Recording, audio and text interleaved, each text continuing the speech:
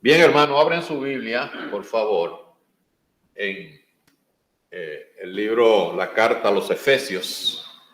Vamos a hablar hoy de un solo versículo, pero hay veces que un solo versículo hay muchas cosas que hablar. Una vez yo me sorprendía de que un hermano duró 7 días hablando de un solo versículo en la Biblia. Que no améis al mundo ni las cosas que están en el mundo, primera de Juan, ¿verdad? Y duró 7 mensajes hablando de ese solo versículo. Y hoy vamos a hablar del versículo 1 del capítulo 2 de Efesios. Ya lo leyeron los muchachos, pero vamos a repetirlo y vamos a hablar hoy de ese texto. Efesios, por favor, busquen ahí Efesios capítulo 2, verso 1. Y él, hablando de él, está hablando de Dios, os dio vida a ustedes cuando estaban muertos en delitos, en vuestros delitos y pecados.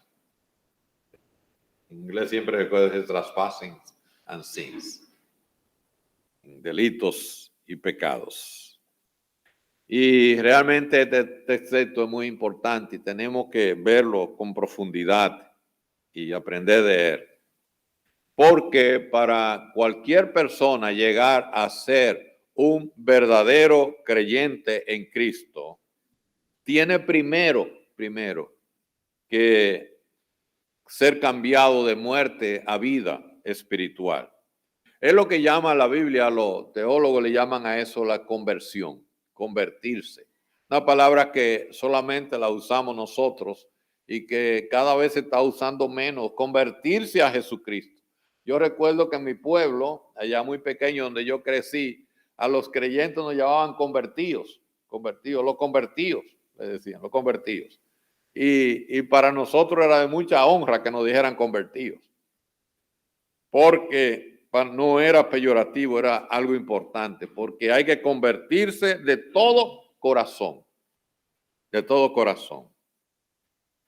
al Señor y Salvador Jesucristo. Yo quiero decirle algo muy importante en esta mañana, que si no hay conversión, no hay salvación.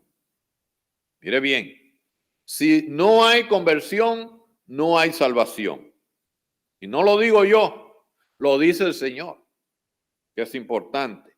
Si usted recuerda, porque no lo busquen, en Juan, cuando el Señor tuvo el encuentro con Nicodemo era un experto en la ley, y el Señor en el versículo 3 de Juan 3 le dice, de cierto os digo, que el que no naciere de nuevo, el que no se convierte a Jesucristo, no puede ver el reino de los cielos. Entonces, sin conversión no hay salvación. No puede. Y en Juan 3:5 dice, de cierto os digo, que el que no naciere nuevo de agua y del Espíritu no puede entrar en el reino de Dios. O sea, es algo sine qua non. El nacer de nuevo, que significa nacer de lo alto o nacer de arriba, es un acto de verdadera y sincera conversión a Jesucristo. Es la verdadera rendición, rendirnos de todo corazón a Cristo, creer de todo corazón. Yo recuerdo cuando el etíope oyó por primera vez el evangelio allá en el desierto, a boca de Felipe, el evangelista, estaban allí hablando, y en una ocasión él le dice, mira, ¿y qué impide que yo sea bautizado? Ya él se había convertido. Pero Felipe le dijo, si tú crees de todo corazón, si verdaderamente te has convertido a Jesucristo, bien puedes. O sea que el asunto es una necesidad. El nacer de nuevo, nacer de arriba significa eso. Es lo que se llama la conversión o el nuevo nacimiento. Es algo obligatorio para ser salvo. Fíjese, la salvación es gratis, ¿cierto? Es gratis. ¿A quién se le ha cobrado un centavo o hacer algún sacrificio para ser salvo? A nadie. Sin embargo, es condicionada. No es lo mismo ser gratis que ser condición. Hay una condición para nosotros ser salvos. ¿Cuál es? Creer de todo corazón en el Señor Jesucristo. Nadie sin tener la fe en Jesucristo puede ser salvo. Por lo tanto, aunque la salvación es gratis, se necesita el hecho de la conversión, que es obligatoria. Hay una frase en latín que dice sine qua non, sin lo cual no, es imposible. Sin lo cual no, para alcanzar la salvación. Yo recuerdo que en los Hechos, capítulo 3, versículos 18 y 19, hablando de la conversión, dice, pero Dios ha cumplido así lo que había antes anunciado por boca de todos sus profetas, que Jesucristo había de padecer. Y dice el apóstol Pedro en el versículo 19, hablándole a los judíos que estaban allí, así que en vista de eso, arrepentidos y qué más, convertidos, arrepentidos y convertidos. Fíjese, no es lo mismo el arrepentimiento que la conversión. La conversión es un acto que lo da el Espíritu Santo, hay que nacer de arriba. Mientras que el arrepentimiento es resultado de la conversión. Y el arrepentimiento no es un acto, es un proceso. Todos nosotros continuamente tenemos que estarnos arrepintiendo y mejorando nuestra vida, creciendo en la gracia y en el conocimiento de nuestro Señor Jesucristo. Es un acto de la madurez espiritual y eso es necesario, pero más necesario es la conversión. ¿Para qué? Para que sean borrados vuestros pecados. Fíjense, sin conversión no hay salvación. Porque después sean borrados vuestros pecados, para que vengan de la presencia del Señor tiempos de refrigerio. Ahora, siempre me gusta aclarar, el hermano don Juan que está aquí, y yo le di la gracia y lo felicité por llegar temprano a la iglesia. Me decía la semana pasada que él entendía todo lo que yo decía, y eso me hace sentir muy bien a mí. Porque el objetivo del mensaje es que la persona pueda entender. De ahí depende todo. Todo depende de la entendida. Entonces, ¿qué significa convertirse al Señor Jesucristo? ¿Qué significa eso? La palabra conversión viene de una palabra griega que significa cambiar de rumbo. Si yo voy caminando hacia allá, por ejemplo, si yo me convierto, lo que hago es esto, me devuelvo para el otro lado del estado. Eso es lo que significa convertirse. Cambiar de rumbo, volverse de donde usted iba, de una vida alejada de Dios, a volverse hacia el Señor Jesucristo, hacia Dios. La conversión es darle la espalda al estilo de vida del mundo, a lo que el mundo hace y se lleva por delante, para nosotros decidir volvernos a Dios y hacer ahora no la voluntad del mundo y del yo, sino ahora es la voluntad de Dios y de su palabra. Eso se llama convertirse. Convertirse es volverse a Dios. Volverse a Dios. Ahora ya no vivo para el mundo, ahora vivo para Dios. Es simple. Eso es la conversión. Ahora, yo siempre le digo a los hermanos nuevos en la fe cuando estoy discipulando que ser cristiano significa, sencillo, dejar de hacer cosas que hacía antes. Eso es ser cristiano. Y también hacer cosas que no hacía antes. Si usted antes no venía a la iglesia, ahora tiene que venir para convertirse a Cristo. Si usted antes, por ejemplo, hacía algo inadecuado, vamos a suponer, bebía cerveza, que alcohol y eso embriaga y no está recomendado, ahora tiene que dejar eso. Ahora no debe beber cerveza. Eso significa la conversión. Dejar de hacer cosas que usted hacía que no eran de Dios. Y ahora hacer cosas que no hacía antes que son de Dios.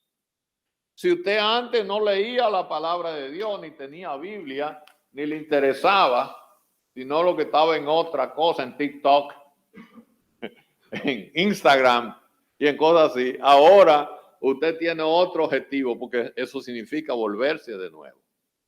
Y ahora usted, su entretenimiento está en buscar de Dios, en leer la palabra de Dios, aprender de Dios y vivir para Dios. Por eso el Espíritu Santo nos dice aquí que debe haber necesariamente un antes en el versículo 1 del capítulo 2 de Efesios. Debe haber un antes y un después. Fíjese bien lo que dice el versículo. Y Dios nos dio vida a nosotros cuando estaban en el pasado, ¿verdad? Ya no estamos. Estábamos muertos en delitos y pecados. Antes de convertirnos a Jesucristo, el creyente, ¿cómo estaba? Muertos. Pero ¿cómo es eso?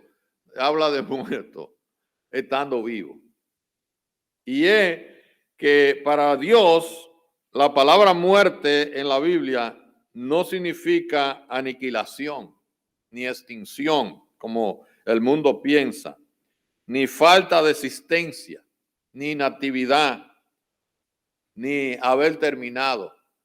Yo recuerdo en mi país, mucha gente proclamaban adiós para nunca más a los muertos. Eso no es así. Para la Biblia, la muerte lo que significa es separación. Separación. Vamos a poner la muerte física, que es la realidad que tenemos más vehemente y más clara. Cuando una persona muere, no se aniquila, o sea, no se elimina, sino que su ser, su alma y su espíritu se separan. El aliento de vida, el roar, se separa de su estuche, podemos decirle, que esto no es más que un estuche. Y se va y hay una separación. Y ahora usted está en otra dimensión espiritual, ¿verdad? Sin embargo, el cuerpo va a la tierra y se vuelve polvo. Tenía aquí la otra vez que hablamos de eso. Yo le dije que en la disposición ya no simplemente están enterrando a la persona en el cementerio, sino que lo están cremando y lo vuelven ceniza, y cada vez se está haciendo más popular este tipo de eliminar los restos del cuerpo de una persona. Bueno, pues estuve investigando porque Raquel me había dicho de eso, de una nueva modalidad que está creciendo aquí en Estados Unidos.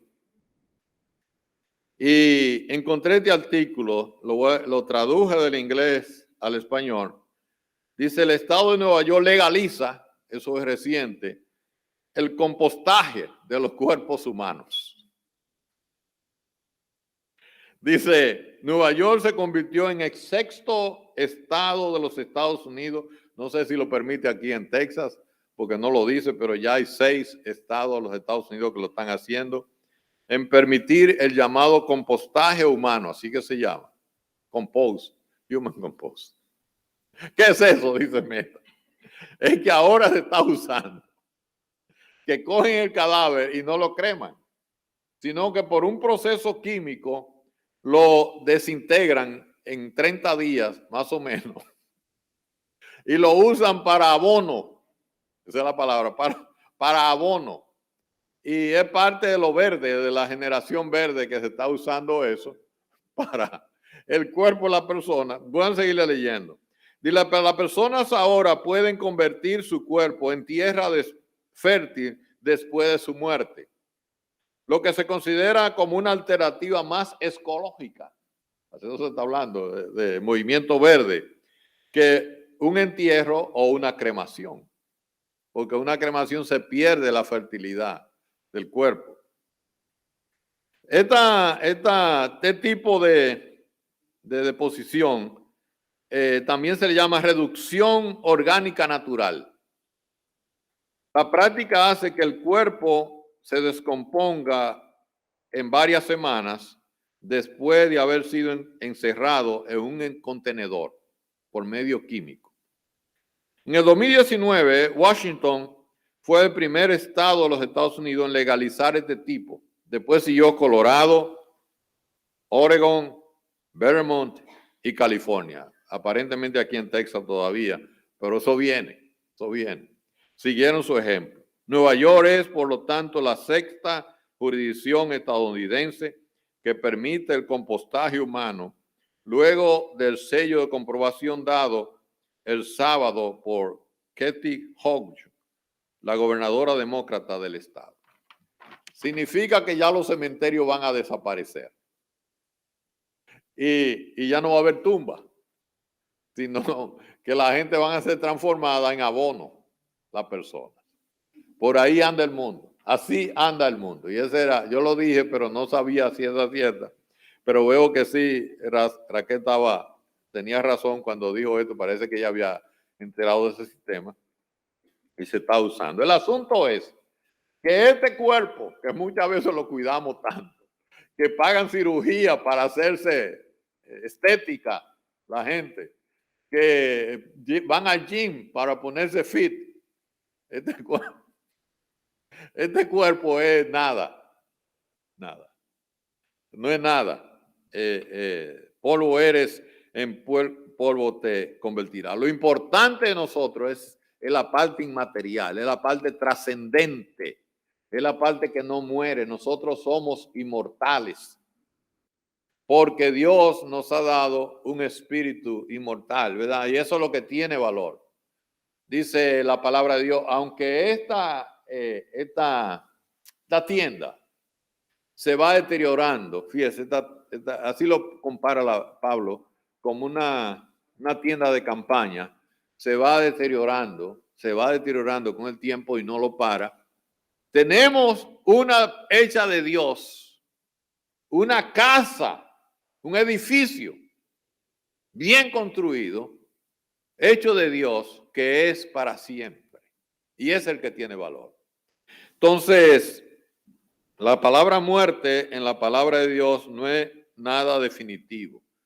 Realmente lo que tiene valor de nosotros es la parte inmaterial, la parte espiritual. La Biblia nos dice que la muerte es simplemente una separación. Ya sea una separación del cuerpo con respecto al alma, que es lo que se llamamos la muerte física, o ya sea una separación espiritual, que es una separación de Dios. Y piense esto, hermano, porque esto sí me da mucho miedo a mí.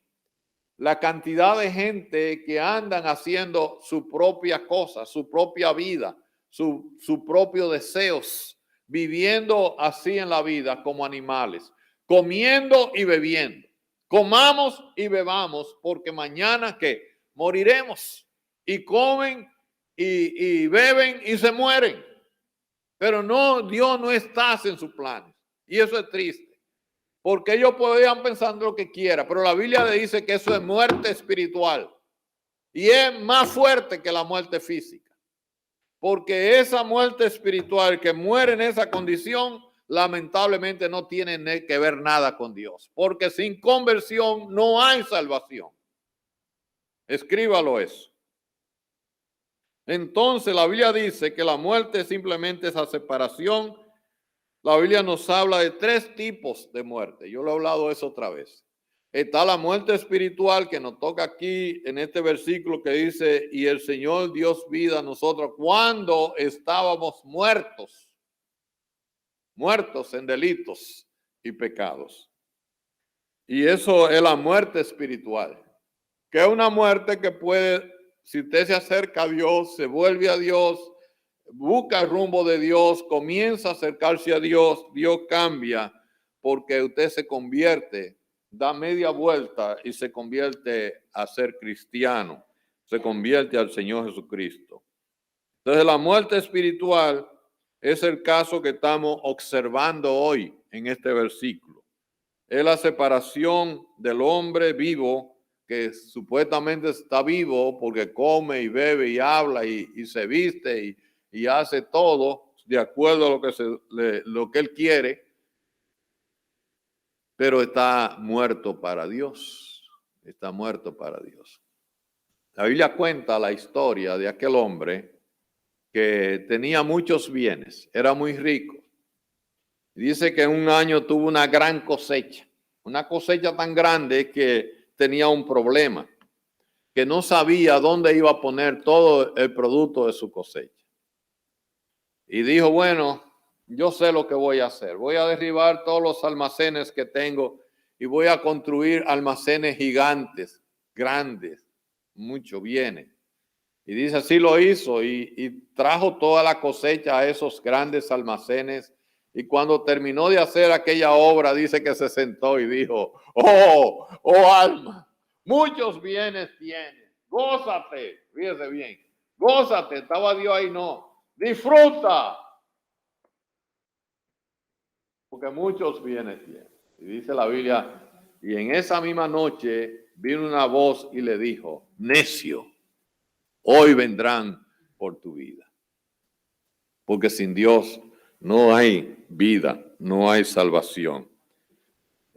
Todo hombre o mujer que anda viviendo su propia vida, que anda alejado de Dios, y yo conozco muchos. Si no, mire la banca como están aquí. ¿Dónde están los otros? Están muertos para Dios. Que andan alejados de la obediencia a Dios, de acercarse, de buscar de Dios aquí o donde sea. Está muerto espiritualmente y Él os dio vida a ustedes cuando estaban muertos en delitos y pecados. H.A.C. Miller, un erudito, hablando de este texto, dice, la muerte es la separación de una persona del propósito o uso de su vida para los propósitos de Dios. Fíjese bien.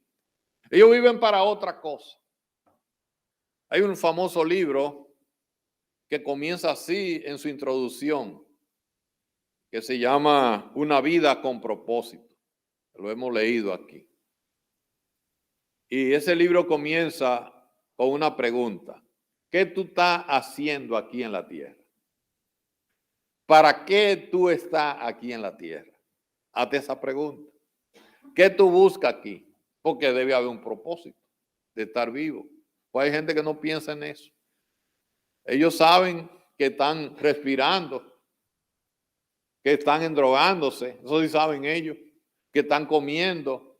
No ejemplares que usted va a esos buffets y ve una gente con una espalda que hay que buscar 1 metro para llegarlo y comiendo más, eso sí saben ellos. Pero Dios está en esos planes, no está Dios. Porque están en otra cosa, están en otra página, están en otra vivencia, ellos están viviendo en otra dimensión, menos Dios. Y dice, están fuera de los propósitos de Dios. Dios no es un propósito, no es una meta para ellos. El hombre y la mujer fue creado solamente con un solo propósito. Esto es importante saberlo. Solamente hay un solo propósito porque el hombre no fue creado para vivir su propia vida en este mundo. Y ahí vienen las grandes frustraciones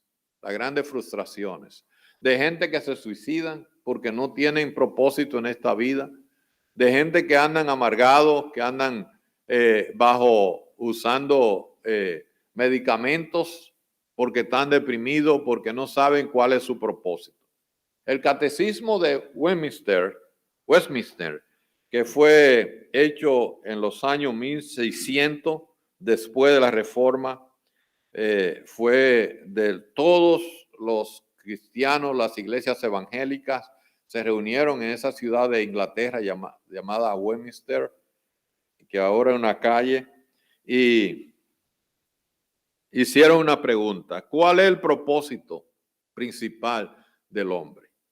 Por ahí comenzó todo. Contéstelo usted. ¿Cuál es el propósito? ¿Para qué fue creado el hombre? Y ellos se contestan: El propósito principal y más importante de cada hombre es el de glorificar a Dios y gozar eternamente de su presencia. Gloria sea a Dios.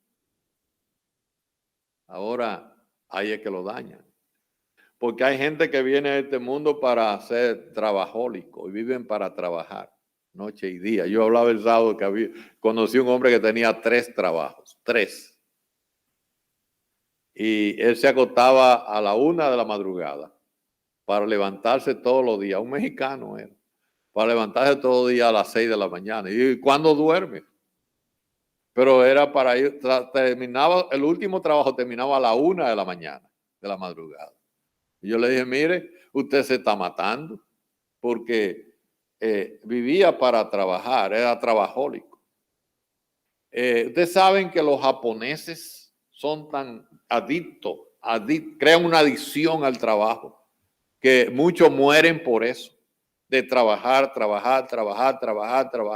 No descansan, no hay descanso. Y trabajan más y hay que cogerlo del suelo muerto para enterrarlo. Porque su propósito fue trabajar. Cuidado con eso. Dios quiere que trabajemos con el sudor de nuestra frente, pero está un límite.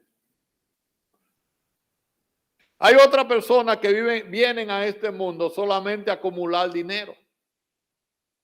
Ayer tuvimos en la conferencia hacer un saving account. Y dejan de comer para ahorrar. Dejan de vestir para ahorrar.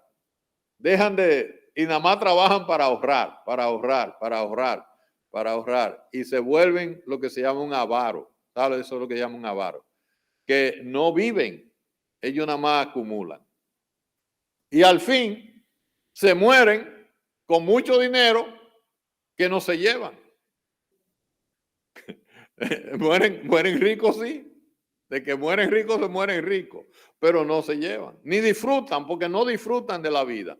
Ellos no van a un restaurante, no pasean, no viajan, porque todo es para ahorrar. Eso es el propósito de la vida, no es eso. Se cuenta la historia de Henry Ford, que cuando murió tenía mucho dinero, no de Rockefeller, John Rockefeller. Y los periodistas, era el hombre más rico del mundo. Hoy, por ejemplo, tenemos gente rica como Elon Musk y ahora está Jeff Bezos. Era un hombre así en esos tiempos. Con todo el dinero del mundo, John Rockefeller. Y cuenta que cuando murió, en el entierro, en el duelo, los periodistas vinieron y le preguntaron al contador de la compañía de Rockefeller que cuánto dinero dejó. Ellos estaban interesados en saber cuánto dejó, porque era un hombre muy rico. Y el contador dijo, lo dejó todo. Lo dejó todo. Nada se puede llevar, porque dice la Biblia, desnudo saliste del vientre de tu madre y desnudo te va a ir también. Es una sentencia. Así que, hermano, lo más importante es la razón de vivir de nosotros tiene que ser Dios y la búsqueda de Dios y estar en Dios. El Salmo 16, el último versículo de ese salmo, muy importante, si usted quiere búsquenlo. Salmo 16, versículo 11. Ahí hay una frase en el Salmo 16, versículo 11, que siempre toca muy íntimo mi corazón acerca del propósito de la vida del hombre. Salmo 16, verso 11. Dice, me mostrará la senda de la vida, el propósito de la vida, Dios nos lo va a mostrar. Me mostrará el camino de la vida. ¿Para qué estamos nosotros aquí? Y el salmista dice, ¿cuál es la senda de la vida? Que en tu presencia, en la presencia de Dios, hay que plenitud de gozo, plenitud de gozo. Yo me gozaré en el Señor siempre. Hay plenitud de delicias, delicioso, a su diestra para siempre. Y yo siempre pienso, ese debe ser mi objetivo en esta vida y nada más. Gozarme de la presencia de Dios. Pero hermano, Fíjese, estamos hablando aquí de hermanos que ni siquiera eso lo piensan. Dice, el salmista dice, iré, me alegraré, me gozaré con lo que me dicen, vamos a la casa del Señor.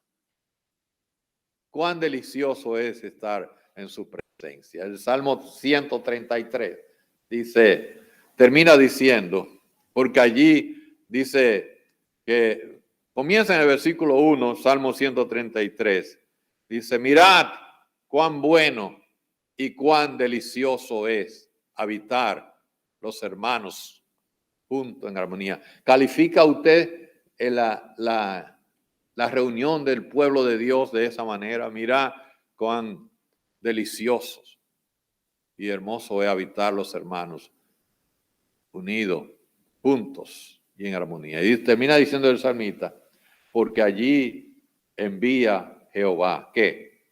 Bendición. Envía bendición. Aquí hay bendición, hermano. En esta reunión hay bendición de Dios. El que no está, se la perdió. Porque allí envía Jehová bendición. Pero no solamente bendición. ¿Y qué más? Y vida eterna. Gloria a Dios. Y gloria. Así que siempre piensa, hermano, que el propósito de para qué estoy yo aquí en este mundo no es para ser un profesional, ni para ser un trabajador, ni para ser un médico, ni para ser un ingeniero. A Dios no le interesa eso. Cuando lleguemos allá a la presencia del Señor, Él no te va a preguntar si tú eras rico o eras pobre, si eras profesional o eras analfabeto. A Dios no le interesa eso. Si tú eras una persona inteligente o no eras muy inteligente, a Dios no le interesa eso. Lo que Dios le va a preguntar, a inquirir en cada uno, cuán fiel fuiste tú a mi llamado, a mi evangelio, cuánto tú obedeciste a mi palabra, cuánto tú te gozaste en saber que el propósito del hombre solamente es uno, que es, como dice el catecismo, el propósito principal del hombre es venir a Dios, glorificar a Dios y gozar de la presencia de Dios para siempre. Entonces, el hombre muerto espiritualmente, lo que hace es glorificar sus propias ideas, lo que hace es glorificar su propio pensamiento, su propio yo. El ego está sirviendo al ego. El ego es su Dios. ¿Por qué? Porque está haciendo lo que le viene en gana. Ese es su Dios. Y lo que hace a través de servir al ego es servir al diablo. Porque lo que quiere el diablo, el propósito del diablo es que usted no se reúna, que usted no busque de Dios, que usted no lea la Biblia, que usted no ore. El diablo se frota la mano. Mira qué bueno. Este dice que es cristiano y no está viviendo su vida como un cristiano, no está viviendo como un inconverso. Entonces, lo que quiere el diablo es que nosotros nos alejemos de Dios, que sirvamos al ego, al yo, al orgullo. Y eso es lo que la Biblia llama la muerte espiritual, que se entiende cuando cualquier persona, quien sea, cae en rebeldía. Se hace rebelde, se hace orgulloso de Dios. No quiere, son enemigos de Dios y enemigos del evangelio. No quiere nada con el evangelio y de la palabra de Dios. Y lo que hace es seguir sus propios caprichos, su propio pensar, su propio pensamiento. Ellos creen que saben más que Dios. Y vienen aquí a comer, a beber y a morirse. Como los animales. Los animales. Otro gran erudito de la palabra de Dios que yo admiro mucho es un señor que vivió en los años 1500, junto con la Reforma, llamado John Owen. John Owen describe la muerte espiritual como simplemente la separación del hombre con respecto a Dios, mientras vive y camina en esta vida. Cree que está vivo, pero está muerto para Dios. Esto es lo que la Biblia llama el hombre natural, le llama la Biblia a eso. Si usted busca ahí en Primera de Corintios, capítulo 2, versículo 14, le tipifica, le etiqueta estas personas. El hombre que vive para su propia vida, el que está muerto espiritualmente. La Biblia le llama hombre natural. Primera de Corintios capítulo 2, verso 14. Dice, pero el hombre natural, aquel que está muerto para Dios, no percibe las cosas que son del Espíritu de Dios, porque para él son ¿qué? Locura, no lo entiende. Ellos creen que también, dice la Biblia, hay caminos que al hombre le parecen derechos, pero su fin es camino de muerte. Camino de muerte. La cosa del Espíritu Santo, la cosa de Dios son para él, el evangelio son locura. Y no las puede entender. ¿Por qué? Porque estas cosas espirituales, acercarse a Dios, hay que discernirla espiritualmente. Es el hombre que anda buscando su propio yo, que creen que sabe más que Dios. Entonces la persona espiritualmente muerta en delitos y pecados es aquella que vive sin Dios y sin Cristo, engañando y siendo engañado. Vive una vida en este mundo rechazando la invitación de Dios al evangelio, oponiéndose a Dios rebeldemente, rebelándose y maldiciendo a Dios y a Cristo. Aunque no lo digan, porque está en lo que se llama el rebelde pasivo, que aunque no levante el puño contra Dios, anda de charlatán sirviendo en otra cosa. El hombre está espiritualmente separado de Dios, es aquel que está muerto para Dios. Para Dios ya murió. Una persona espiritualmente muerta en delitos y pecados es aquella que anda por la vida como una persona también religiosa. Religiosa, porque hay muchos religiosos que están muertos espiritualmente. También. Adorando al Dios de la riqueza, adorando a sus propios pensamientos, adorando su estilo de vida, el estilo de vida que ellos han escogido, que no lo escoge Dios, rechazando el llamado de Dios a través del evangelio, el llamado del Dios vivo y verdadero, del único verdad, que es Jesucristo. Yo soy el camino, la verdad y la vida. Estamos supuestamente, dicen los sociólogos, viviendo lo que se llama el tiempo de la posverdad. ¿Y qué es eso de la posverdad? Es que cada uno tiene su propia verdad. Cada uno cree, lo que él cree para él es verdad. Y no se puede cuestionar porque esa es su verdad. Y no es así. Hay una sola verdad. Una. No hay dos, ni tres, ni cuatro. La Biblia dice que la verdad en este mundo es Cristo. Él mismo se definió, yo soy el camino y la verdad y la vida. Y no hay dos. La muerte espiritual nos habla de una persona que está muerta para Dios mientras vive en este mundo. Para Dios ya murió. En Primera de Timoteo capítulo 5, versículo 6, hablando de algunas personas que se entregaban a los placeres de este mundo, a los placeres que ofrecía este mundo. Y sabemos lo que son los placeres. Y dice Pablo, viviendo esa persona, ¿está qué? Está muerta. Vive, pero se murió. Aparentemente está vivo porque está respirando, pero para Dios está muerto. Primero, una persona muerta espiritualmente es aquella que gasta su vida y sus recursos que tiene en una forma de vivir licenciosamente. Viven para darse su trago. Cuando yo voy a Walmart y a H-E-B, regularmente veo gente que traen los six-pack. Son unos paqueticos de 6 cervecitas. Pero a veces no se conforman con un six-pack. Traen 2, 3, 4, 5 y a veces el carrito lo llenan, no de comida, de alcohol. Y dice, ¿para qué se da para tener una tienda que tienen? Pero es para llevarlo a su casa.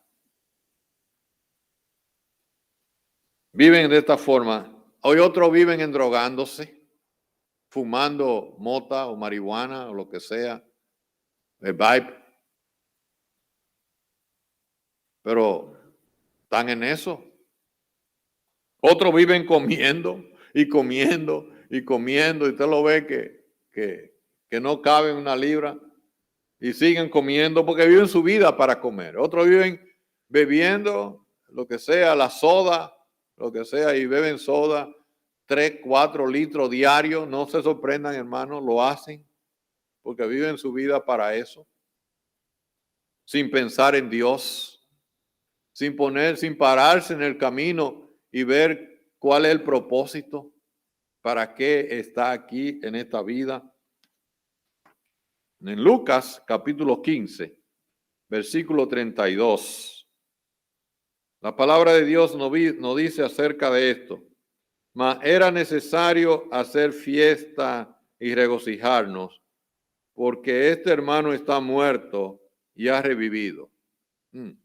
¿Muerto cómo? Porque estaba vivo, el hijo pródigo. Pero el padre le dijo que había vuelto otra vez, se había convertido. Estaba muerto, pero ha revivido. Se había perdido y ahora es hallado. Esa fue la descripción que hizo el padre cuando el hijo se dejó su vida licenciosa y decidió volver arrepentido al hogar celestial. En segundo lugar, una persona muerta espiritualmente es aquella que no se humilla delante de su Creador. Yo que predico siempre el Evangelio, me encuentro a veces y me da mucha tristeza ver eso. De personas que yo, porque no soy yo, hermano, le hablo de la palabra de Dios y le digo lo que Dios dice que haga. Y usted sabe lo que me dicen, no me interesa. Recientemente recibí una llamada de una persona que yo estaba visitando para llevarla por los caminos de Dios, porque no era palabra mía, con la Biblia en la mano, para llevarla por la... Y me llamó a través de otra persona y me dice que no vaya más a hablarle de Dios. ¿Qué ustedes creen? No me interesa. Y eso me da mucha tristeza. Porque no es a mí que están rechazando. Ojalá fuera Rafael Núñez. Ojalá fuera. Cuando están rechazando el Evangelio, no me están rechazando a mí, al pastor. Están rechazando al Rey, al Creador, al único que puede darle salvación y vida eterna. Porque cuando yo hablar no voy a hablar de idea mía, voy a hablar de lo que dice Dios.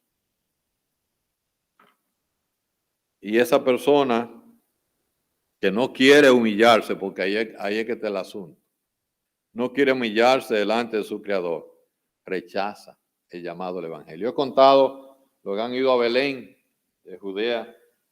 Allí está la iglesia llamada la iglesia de la Encarnación o de la Natividad. Y esa iglesia bien grande, una iglesia de piedra del siglo VI, es